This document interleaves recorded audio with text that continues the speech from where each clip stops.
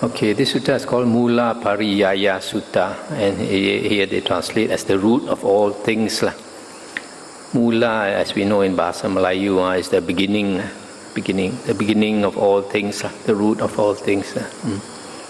So, this word things is not so good because it is actually SabbaDhamma, Mulapariyaya.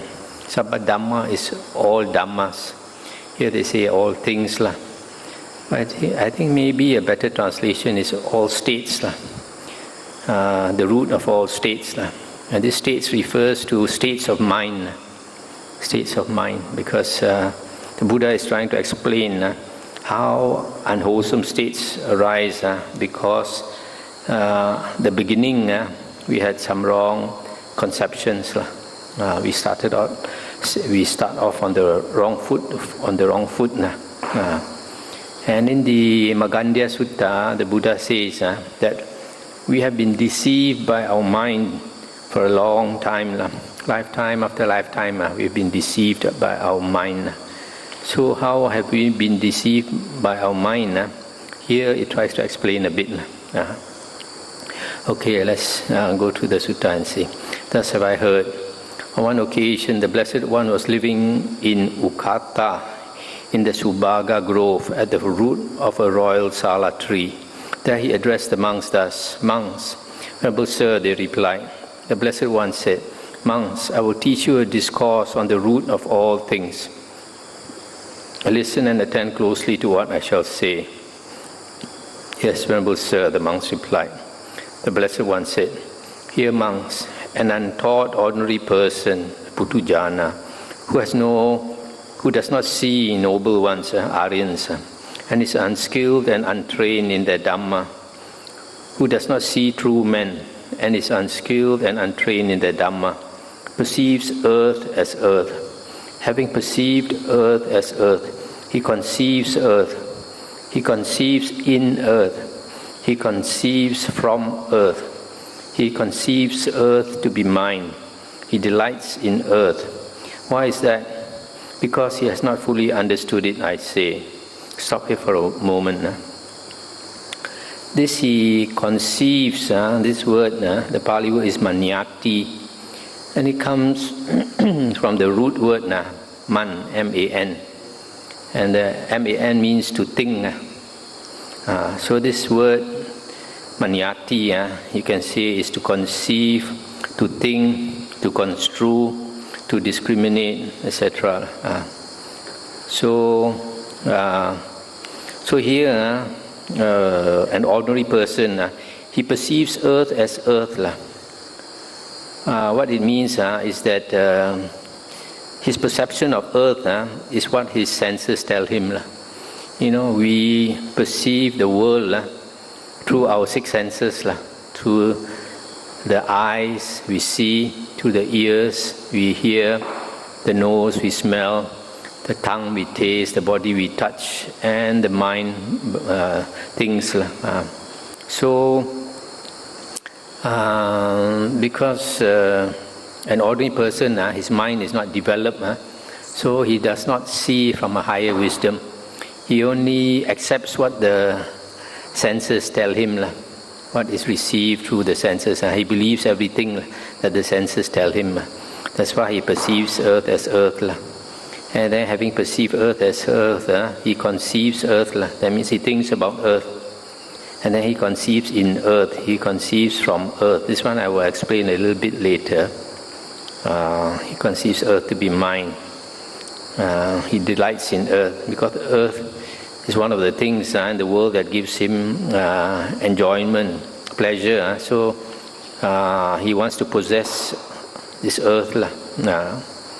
Wants earth to be mine because he has not fully understood it. So a major part of the sutta repeats almost the same thing. He perceives water as water. Having perceived water as water, he conceives water. He conceives in water. He conceives from water. He conceives water to be mine. He delights in water. Why is that? Because he has not fully understood it, I say. Similarly, he perceives fire as fire. Having perceived fire as fire, he conceives fire, he conceives in fire, he conceives from fire. He conceives fire to be mind, he delights in fire. Why is that? Because he has not fully understood it, I say. Then he perceives air as air, in the same way. It repeats the sequence. And he perceives beings as beings. He perceives gods as gods. He perceives Pajapati as Pajapati. Pajapati is supposed to be the creator God. He perceives Brahma as Brahma. He perceives the gods of streaming radiance as the gods of streaming radiance. Stop here for a moment. This Brahma is the Deva in the first jhana plane. So the gods of streaming radiance are the gods in the second jhana plane. He perceives the gods of refulgent glory as the gods of refulgent glory. This is supposed to be the third jhana. He perceives the gods of great fruit, Vihapala, as the gods of great fruit. This is the fourth jhana, heavens. He perceives the overlord as the overlord. He perceives the base of infinite space as the base of infinite space. He perceives the base of infinite consciousness as the base of infinite consciousness. He perceives the base of nothingness as the base of nothingness. He perceives the base of neither perception nor non-perception as the base of neither perception nor non-perception. He perceives the seen as the seen. He perceives the heard as the heard. He perceives the sensed as the sensed. He perceives the cognized as the cognized. So you see these last four things, the seen, the heard, the sense, and the cognized. The cognized is what is cognized through the thinking faculty, the mind. So the sense means what is smelled, what is tasted, what is touched. So the sense refers to the three sense bases, the smelt, the tasted, and the touched. He perceives unity as unity. He perceives diversity as diversity. He perceives all as all. He perceives Nibbana as Nibbana. So all of them, they repeat the same thing. Having perceived Nibbana as Nibbana, he conceives Nibbana. He conceives in Nibbana. He conceives from Nibbana. He conceives Nibbana to be mind. He delights in Nibbana. Why is that? Because he has not fully understood it, I say. So here, what's the meaning of he conceives? Then after that, he conceives in that object, and then he conceives from that object. I try to explain. First, he perceives, for example, we take an example, the first one, earth. He perceives earth as earth. He believes entirely what the senses tell him, that earth is solid, it's real and all that. So, having perceived earth, he conceives earth. He thinks about earth. He construes, has some conception about earth, has some idea about earth. And then he conceives in earth. I think this means he conceives an object in earth. And then he conceives from earth, means he conceives a subject apart from earth. So this mind, whenever consciousness works, you sense an object, for example, you see or you hear. And then you have this perception that there is an object out there. And you have a subject, a self inside you. You are seeing something or you are hearing something. So this mind tends to set up this subject and object. This is the way the mind tricks us. Actually, this subject and object is just a perception. What happens is that this consciousness arises. For example, we take seeing consciousness. Seeing consciousness arises and passes away. Seeing consciousness arises and passes away. But when seeing consciousness arises,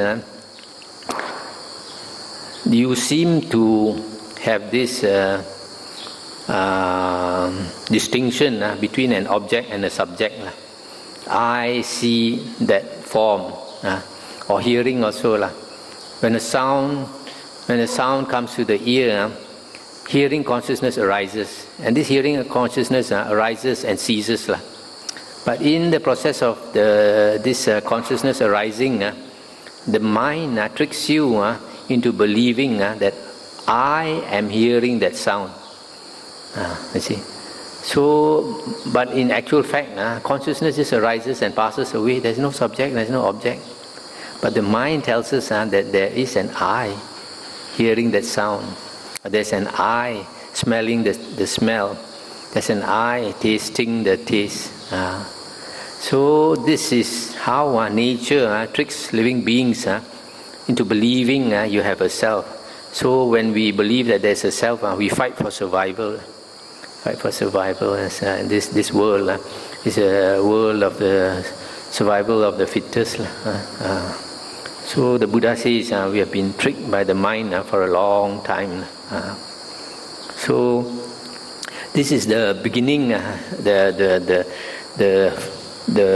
wrong footing that the mind sets us. The mind sets us on the wrong footing to make us believe that there is a self, that this I am, I exist. Remember the dependent origination, we talk about this dependent origin, bhava, the being. Being is that I exist, I am, this concept that you have. It's a wrong notion. The Buddha tells us it's a wrong notion. There's anatta, there's no self. It's just that the mind tricks us into believing that I am self. I have attained this, I have attained that, I am great, and all this thing.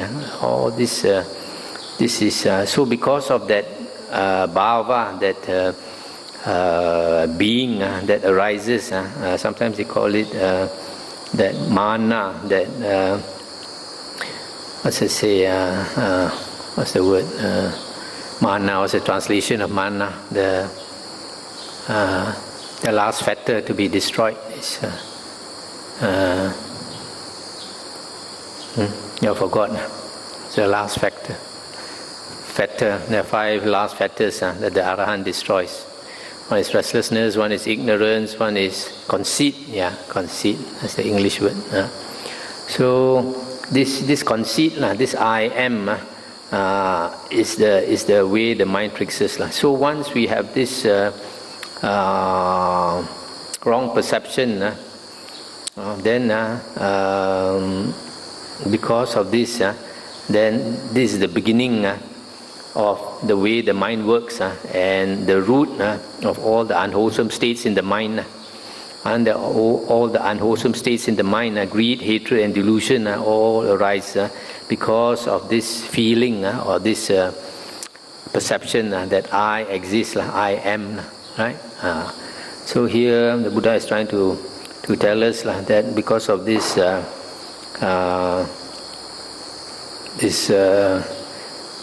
conception that there is an object out there and there is a subject inside here, that we delight, we delight, and then we want to possess whatever it is that gives us delight in the world. And so the Buddha says it is because we have not fully understood it.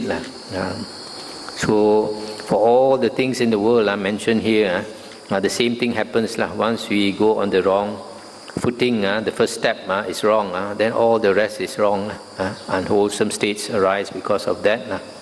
That's why this sutta is called the root of all states, the root of all, the beginning of all states, of all mind states. Okay. Then the Buddha says, monks, a monk who is in higher training means a seka, an arya, whose mind has not reached the goal and who is still aspiring to the supreme security from bondage, directly knows earth as earth. Having directly known earth as earth, he should not conceive earth, he should not conceive in earth, he should not conceive from earth, he should not conceive earth to be mine, he should not delight in earth. Why is that?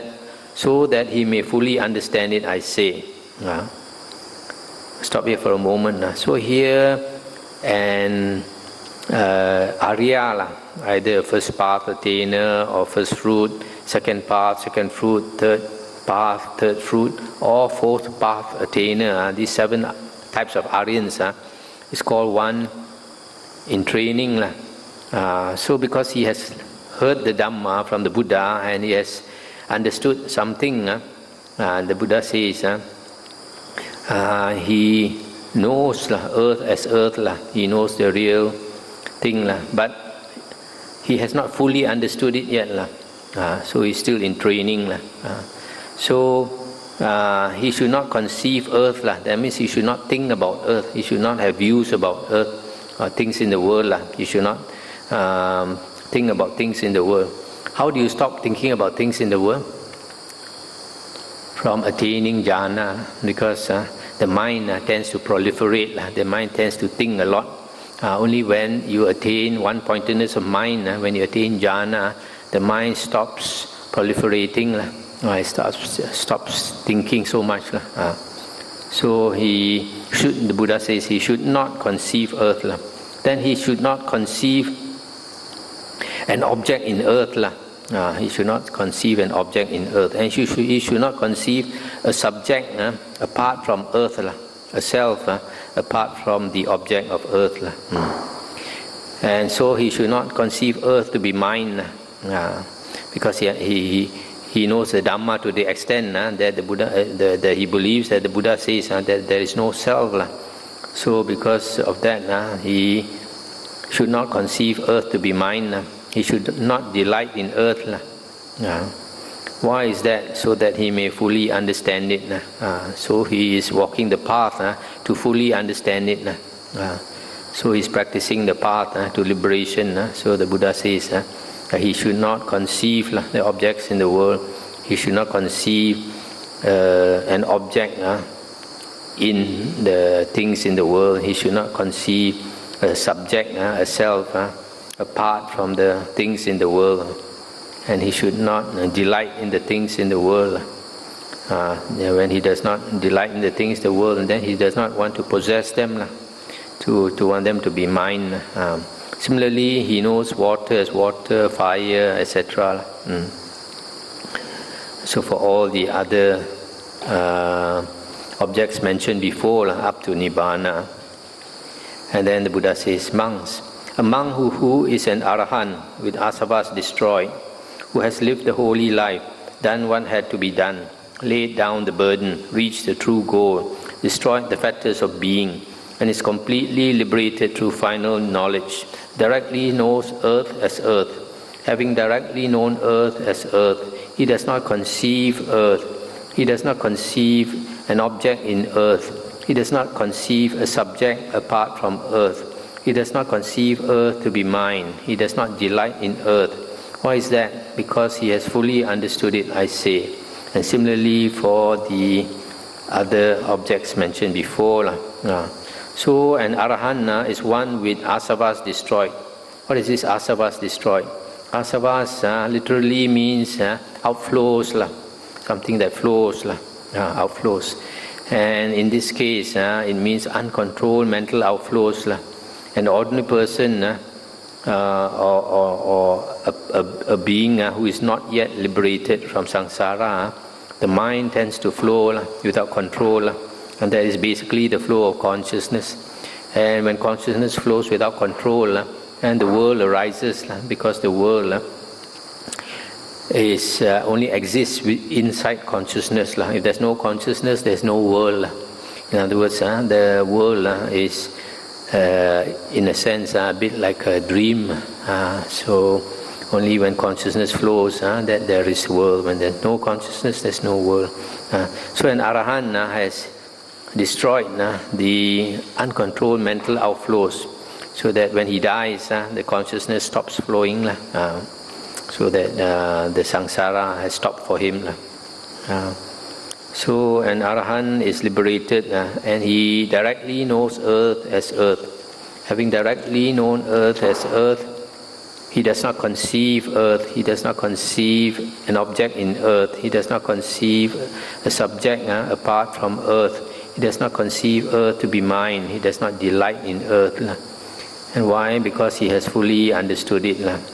Similarly, monks, a monk who is an arahant, completely liberated through final knowledge, directly knows earth as earth. Having directly known earth as earth, he does not conceive earth. He does not conceive an object in earth. He does not conceive a subject apart from earth. He does not conceive earth to be mind. He does not delight in earth. Why is that?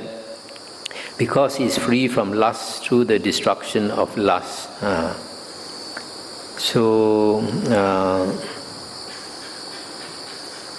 this is another characteristic of Arahant, a liberated being. The first part there says he has fully understood, and Arahant has fully understood.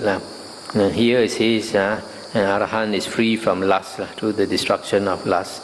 So similarly, the next paragraph the Buddha says, monks, a monk who is an Arahant, completely liberated, directly knows earth as earth, having directly known earth as earth. He does not conceive earth, he does not conceive an object in earth, he does not conceive a subject apart from earth. He does not conceive earth to be mind, he does not delight in earth. Why is that? Because he is free from hatred through the destruction of hatred. Then the next part is almost the same. He's an Arahant, completely liberated, directly knows earth, etc. And he does not conceive earth to be mind, he does not delight in earth. Why is that? Because he is free from delusion through the destruction of delusion. And then the Buddha says, monks, the Tathagata, accomplished and fully enlightened, Sammasambuddha, directly knows earth as earth, having directly known earth as earth. He does not conceive earth, he does not conceive an object in earth, he does not conceive a subject apart from earth, he does not conceive earth to be mind, he does not delight in earth. Why is that? Because the Tathagata has fully understood it to the end, I say. So similarly for the other objects.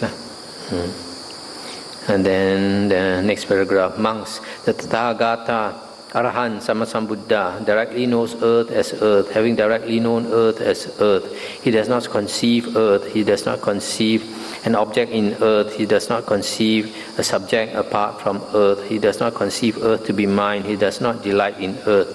Why is that? Because he has understood that delight is the root of suffering, and that with being as condition there is birth, and that for whatever has come to be there is aging and death.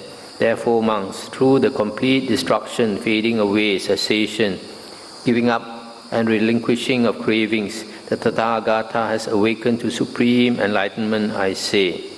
Similarly, he directly knows water as water, Nibbana as Nibbana, etc. This is what the Blessed One said.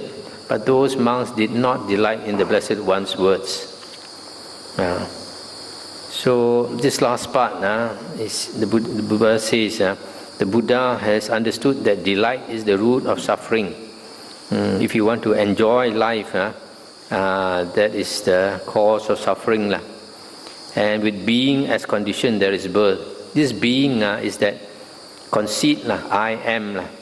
Once you have this perception that I am or I exist, then you will see yourself born in the world. And whatever has come to be, whatever has self, I am, there is aging and death, because this world is impermanent. When you see yourself in the world, then you see yourself aging, becoming sick and dying. So through the complete destruction, fading away, cessation, giving up and relinquishing of cravings, the Tathagata has awakened to supreme full enlightenment. So the only way to become enlightened is to give up all that craving, all the craving for all the enjoyable things in the world.